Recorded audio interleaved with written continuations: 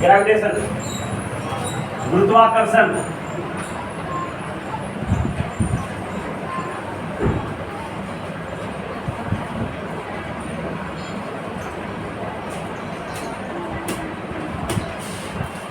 देखो जैसे मैंने, जैसे तुम लिख सकते हो ऐसे या ऐसे। ग्रेविटेशन, गुरुत्वाकर्षण, जो तुमको अच्छा लगे तो फॉलो कर सकते हो, है ना। ग्रेविटेशन का गुरुत्वाकर्षण, गुरुत्व मतलब एक प्रकार का, देखो हम जिस पे, ये हमारा पृथ्वी है, इतना छोटा नहीं है, पृथ्वी है ना। ये पृथ्वी के हम लोग बाउंड्री पर है ना। ज्योग्राफी पढ़े हो, पृथ्वी के कितने कितने पार्ट होते हैं? 3 ना। यूपी वाले को सियाल कहते हैं, क्या कहते हैं? सियाल नहीं, सियाल। इसके नीचे एक और लेयर है ना, इसको सीमा कहते हैं, क्या कहते हैं? देखो ना, याद नहीं है। इसके नीचे एक और लेयर है, नीफे कहते हैं, क्या कहते हैं? अभी तुमको एक सियाल पर जो एक क्रस्ट बोलते हैं, क्या बोलते हैं? क्रस्ट, मतलब भूपर्पटी हिंदी में बोलते हैं। इसको मेंटल बोलते हैं, क्या बोलते हैं? पागल वाला मेंटल नहीं, मेंटल। भूपर्पटी, भूपर्वात। इसको कोर बोलते हैं, भूप्रोड़, ठीक है। तो हम लोग कहाँ रहते हैं? सरफेस पे रहते हैं ना, क्या रहते हैं? हम लोग क्रस्ट पे नहीं, क्रस्ट पे, हाँ, तो क्रस्ट पे रहते हैं। तो क्रस्ट पे जब रहते हैं पृथ्वी पर, तो जितने भी, एक बिग बैंग थ्योरी था बेटा, ध्यान से सुनेगा। बिग बैंग थ्योरी, हाँ हम भी सुनाए होंगे। बिग बैंग थ्योरी में क्या है, ध्यान से सुना। ये जो हम आज पृथ्वी पर रह रहे हैं, है ना, एक बहुत बड़ा एक पिंड था, बहुत बड़ा, पता नहीं कैसा होगा, पिंड था। उसको पैंजिया कहते थे, क्या कहते थे? पैंजिया। तो प्रकृति में बहुत सारी घटनाएं, वो जो है ना, नेवारी वाला पिंजिया नहीं, पैंजिया, है ना, तो घटनाएं होती रहती थी, घटनाएं होती रहती है ना। तो ये टूट गया, क्या हो गया? टूट गया। अब टूट गया, ध्यान सुना, ये टूट गया, एक बड़ा पिंड बना, उसको हम आज सन के नाम से जानते हैं। देखो हम सन फटाफट पा देते हैं, ठीक है। ये सन है, क्या है? सन, सूर्य, सन मैंने बेटा नहीं, सूरज, ठीक है। तो बड़ा पिंड बना सन, इसके और 9 छोटे छोटे टुकड़े बन गए, ऐसा कहा जाता है। हम लोग देखे नहीं है, इसलिए मत करना कि आप देखे हैं सर, है ना। तो ये जो 9 पिंड बना, ध्यान सुना, ये 9 पिंड बना, इसी के सामने चक्कर लगाते रह गया।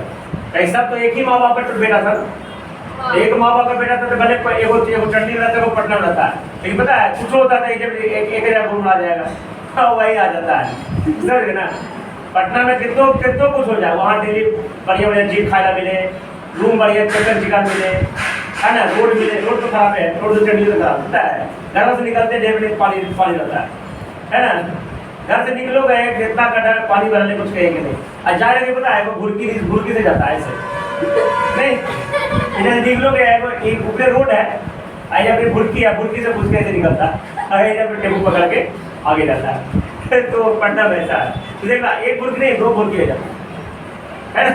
ये बोलते 4 लाख वाला, लेकिन कैसे जा सकते हो, ऐसा जगह है वहाँ। इसके आगे पता है पूरा गंदगी गंदा लगता है, लेकिन हाँ क्योंकि एक ही माँ बाप बेटा है, तो जैसे ही कुछ हुआ तो यहीं पहुँच जाता है।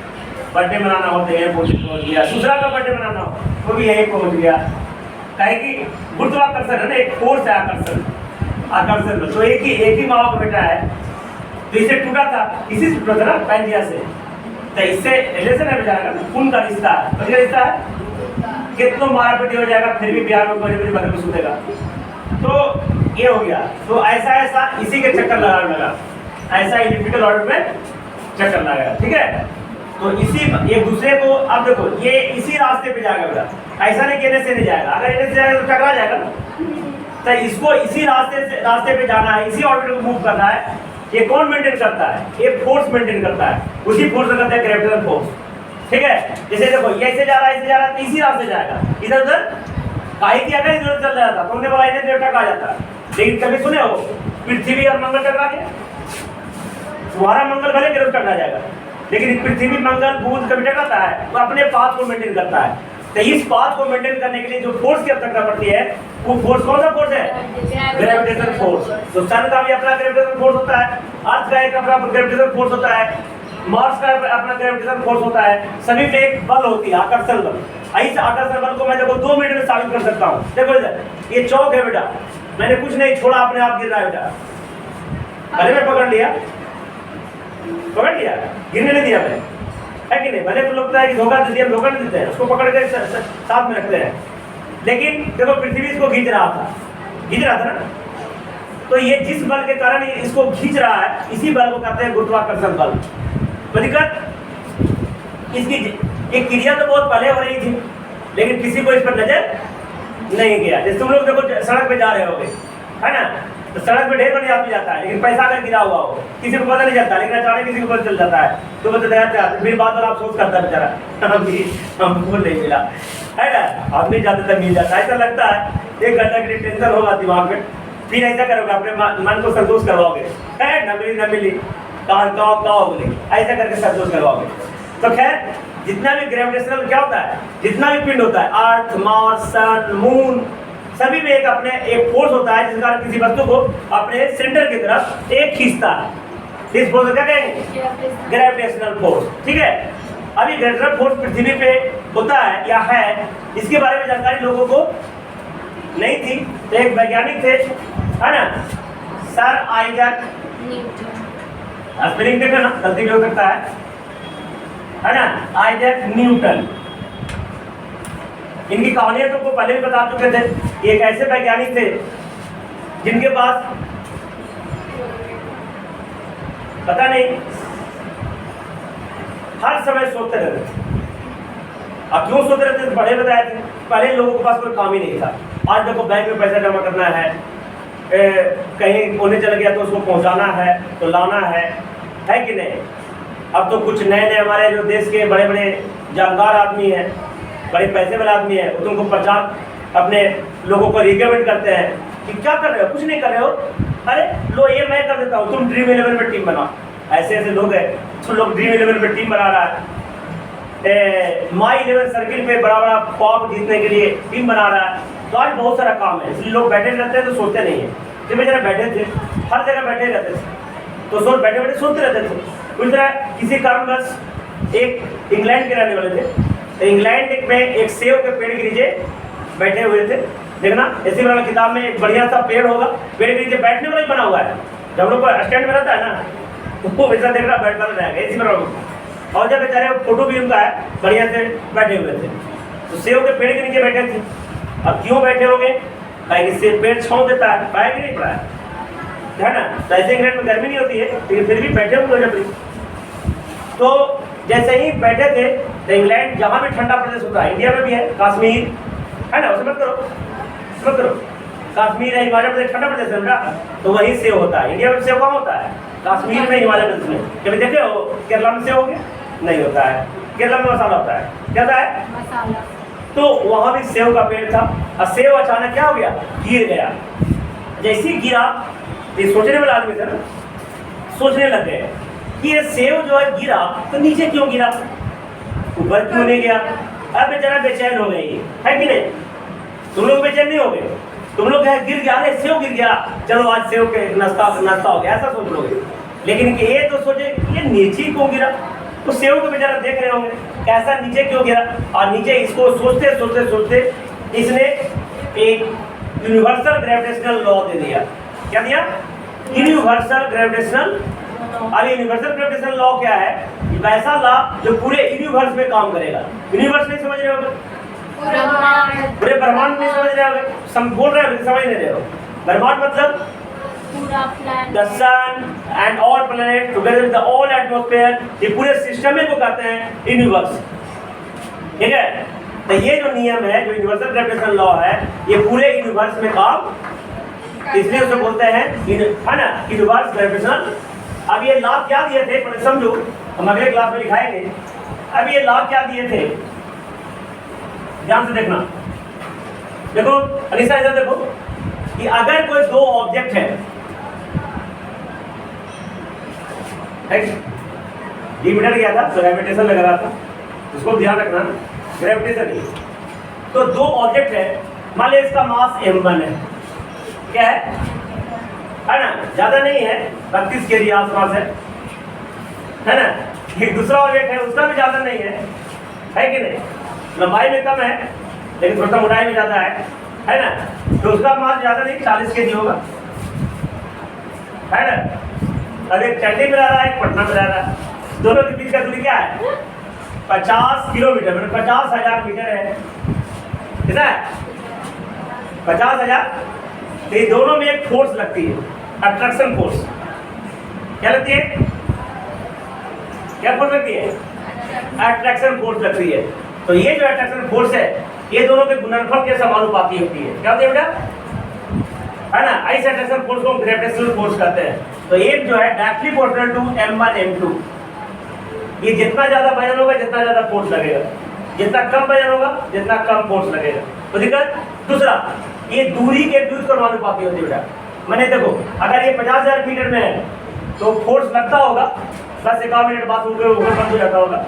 लेकिन अगर नजदीक रहता तो मिनटे मिनटे जो है, कभी कभी इसको तंग किया तो उसको तंग किया, तो ऐसा इसको काबू कर दिया, मतलब बहुत सारा फोर्स लगता रहता है।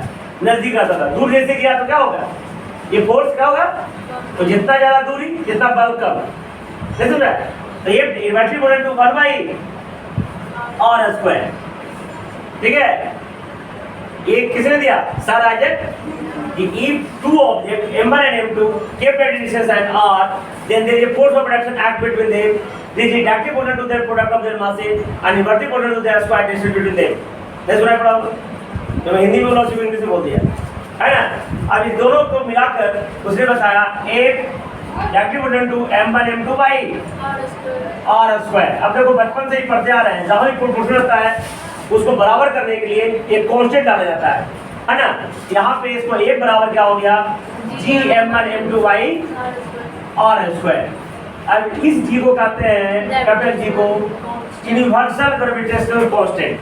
यूनिवर्सल ग्रेविटेशनल जिसको खोज उन्हीं ने किया, यूनिवर्सल ग्रेविटेशनल कांस्टेंट, इसका वैल्यू होता है 6.67 × -11 न्यूटन मीटर स्क्वायर पर kg²। ऐसे कहते हैं यूनिवर्सल ग्रेविटेशनल लॉ, ठीक है। आई जी को कैपिटल जी को बोलते हैं यूनिवर्सल ग्रेविटेशनल कांस्टेंट। तो दिक्कत समझने में। अब देखो न्यूटन का भी जो खोज था, इससे पहले भी बहुत सारे वैज्ञानिक थे बेटा। एक नाम था जोहानन केपलर। क्या नाम था, जोहानन केपलर, ठीक है। जे केपलर भी नाम उनका आया, लेकिन जब 11वीं क्लास में बुक में पढ़ोगे तो वो पता लगा कि वो भी किसी के अंदर रहते थे, वो किसी का शिष्य थे, कपिल थे। उनके जो पहले जो थे, उनका नाम याद नहीं है, वो अपना पूरा जिंदगी बिता दिया एस्ट्रोनॉमिकल, अंतरिक्ष के ज्ञान पता करने में, पूरा एस्ट्रोनॉमिकल के बारे में अध्ययन करने में पूरा जिंदगी बिता दिया। और जिंदगी बिताने के बाद, बहुत सारा स्टडी करने के बाद, बहुत सारे रिजल्ट को अपने कॉपी में नोट किया था उनके जो गुरु थे, ठीक है। लेकिन वो पूरा स्टडी नहीं कर पाए, बीच में मर गए। तो उसी बुक को और स्टडी करके आगे बढ़ाया जोहानन केपलर, और उसने एस्ट्रोनॉमिकल पूरा अंतरिक्ष के बारे में जानकारी इकट्ठा किया, और उसने 3 को नियम दिया। किसने नियम दिया, केपलर ने नियम दिया। और उसी केपलर के तीसरे नियम से, केपलर के तीसरे नियम से सर एडम ने सहारा लिया, और सहारा लेके यूनिवर्सल ग्रेविटेशनल लॉ का प्रूफ किया या बताया, है ना, प्रपोज किया। अब केपलर का 3 नियम क्या था, बहुत आसान है, बहुत भारी नहीं है, उसमें नहीं होगा, किताब में नहीं होगा, खोल के देख लो। लेकिन मैं बताता हूँ, इस साल में होगा, इस साल में किसके पास किताब है, नंदनी तुम्हारे पास है, उसमें होगा, निकालो। नहीं, वो नहीं, उसमें होगा, बड़का भारी नहीं बेटा, ध्यान में तुरंत याद हो जाए। सबसे पहले क्या बताया कि कोई भी प्लैनेट, कोई भी, इसलिए ये जो जोहानन केपलर अपने जिंदगी किस मोशन पे, प्लैनेटरी ग्रह होता है, प्लैनेटरी मोशन पे पूरा इतना स्टडी किया।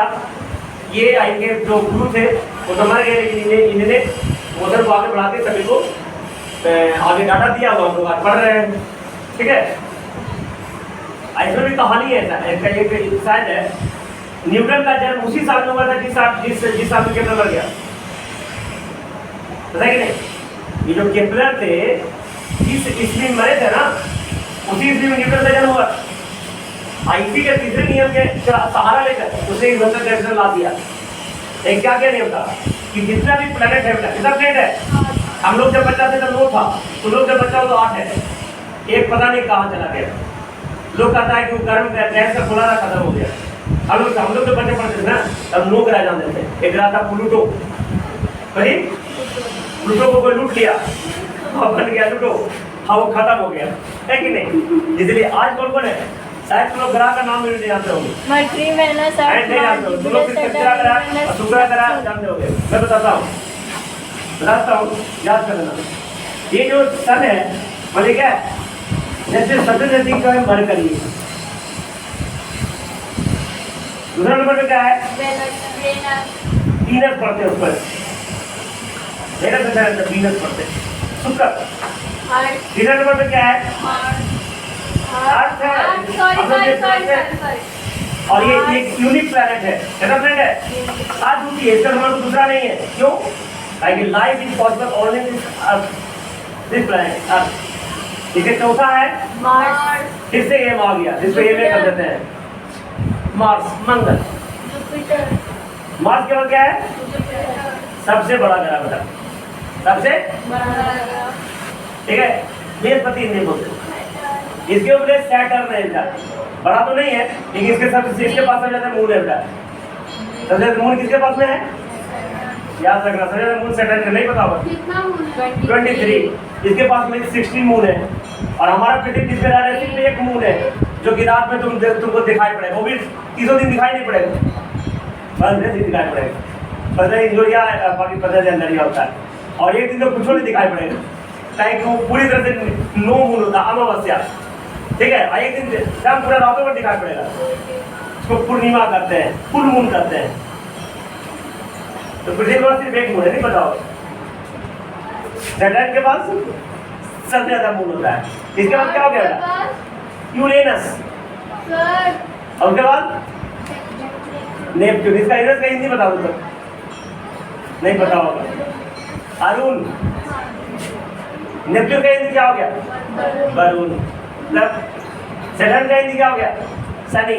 जुपिटर का क्या हो गया, बृहस्पति। अर्थ मैंने पृथ्वी, हम बोले थे नहीं पता, अभी और भी बहुत अच्छी नहीं पता होगा, बताओ। ये मरकरी जो है सन के चारों तरफ कितना दिन में चक्कर लगा देता है, नहीं पता होगा, मात्र 88 अर्थ डेज में। अर्थ में तो पृथ्वी में एक दिन का जो चाल होता है, समय होता है, जितना डेट टाइम पीरियड, तो 88 अर्थ डेज में हो जाता है, पृथ्वी सूर्य के चारों तरफ चक्कर लगा लेता है, और हमारा पृथ्वी इस सूर्य के चारों तरफ 365 होल 1/4 डेज में लगाता है, ठीक है। ये इसी 1/4 के कारण फरवरी में महीना 29 हुआ है, तुमको पता है कि नहीं, नहीं पता होगा ना, फरवरी में जो 29 दिन होता है, क्यों होता है बताता हूँ।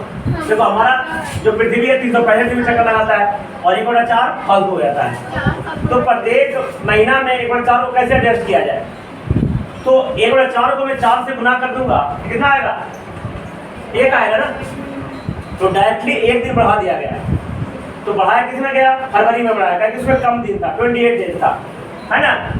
ऐसा नहीं कि प्रत्येक साल 1 दिन बढ़ जाता है, नहीं, 4 से गुना किया ना, तो 4 साल में 1 दिन बढ़ रहा है, और उसी साल को लीप ईयर कहते हैं। अब समझ आया कि फरवरी का 29 क्यों दिन होता है, और 4 साल में क्यों एक बार आता है। अब बताओ, ये जो क्या हो गया, ये मून है, मुझे पता है पृथ्वी के सन के राउंड चक्कर कौन लगाया, पृथ्वी, और सन के राउंड कौन चक्कर लगाया, इस पृथ्वी के राउंड भी एक चक्कर लगाता है, उसी को मून कहते हैं, चंद्रमा। तो ये पृथ्वी के चारों तरफ मून कितना दिन में चक्कर लगाता है,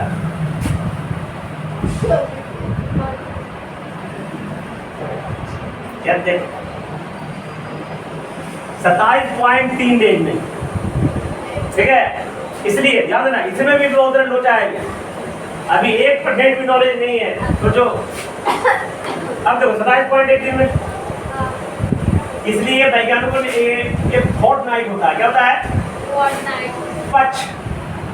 ये 2 प्रकार के होते हैं, एक शुक्ल पक्ष और एक कृष्ण पक्ष, इंग्लिश में पता नहीं याद होगा, शुक्ल पक्ष और अब देखो ये नो मून है, क्या है, ध्यान सुनो, देखो बेटा नहीं जाता बट बोलो बेटा, ये नो मून है, एक भी रात का अंधेरिया है। अब नो मून से फिर एक ऐसा लाइन पड़ेगा, सिर्फ लाइन आएगी, लाइन, इसको न्यू मून कहते हैं। जन्म लिया बेचारा, और हुआ अभी देखो बेचारा कौन का पता नहीं, नो मून था, सिर्फ ऐसे एक लाइन आएगा, उसको बड़ी कम समय के लिए आएगा, उसको न्यू मून कहेंगे। जन्म लिया बेचारा, नो मून और न्यू मून।